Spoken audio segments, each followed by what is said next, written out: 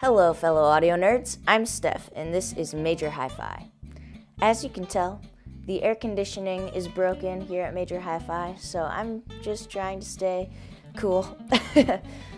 Today, I have with me the Dunu Falcon-C Earphones, and these are their newest product, and they're also their flagship. So I'm excited to give them a listen and see how they sound. They run for $219, so I think that's sort of within most audiophiles' budgets. So let's see how they sound. So when I first took these out of the box, I noticed right away that the earpieces are made of metal, and so they have a little bit of weight to them. And that kind of makes me feel good because it kind of gives you this trust in its durability. And likewise, their cable feels very durable as well.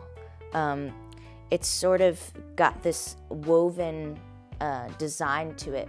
So basically the cable is broken into four pieces and then woven together. And this kind of helps give the cable less, like a lower impedance, which kind of helps to give a better frequency response and more dynamics. However, there is one thing you should be aware of with these earphones, and that is the place where the MMCX connector end attaches to the actual earpiece.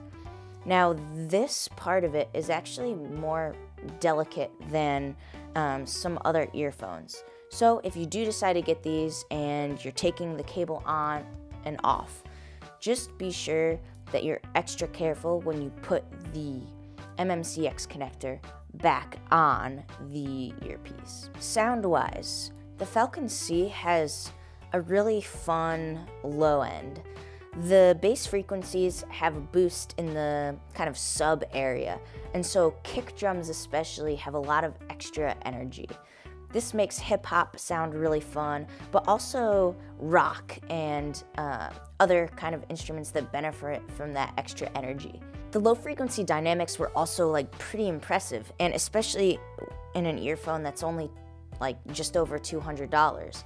I was really impressed by the dynamics, and as a result of that, classical music even felt really kind of alive. There was a little bit of cloudiness in the low mids, and it actually didn't bother me so much. Sometimes that kind of area of the frequency response causes cloudiness in a way that's unappealing, but for some reason, this area of cloudiness sort of just made electric guitars and synths feel much thicker and fuller.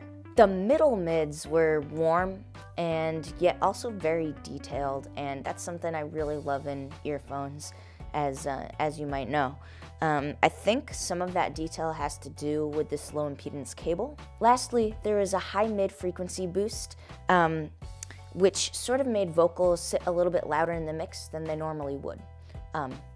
So if you want something where the vocals are a little bit more balanced and a little bit more level, these might not be the ones for you.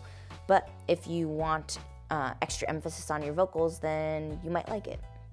The high frequencies had nice extension and it sounded really natural. I was impressed overall with that part of it. Sometimes the frequencies felt a little bit overemphasized, and so genres like jazz and bluegrass sometimes sounded maybe a little bit too bright, but I kind of kept going back and forth with whether or not I liked it. So that might be something that's more of a personal preference than anything else. But also the high frequencies were quite dynamic, and so it still sounded really nice for classical and other things that have a little bit more minutia in their dynamics.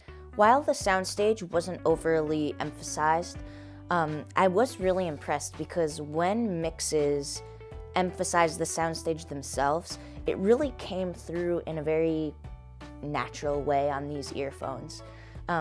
It also had a nice sense of width, and the low frequency and high frequency extension with these earphones made the height just really nice. It wasn't over the top and exaggerated, but it did just kind of feel good, felt natural.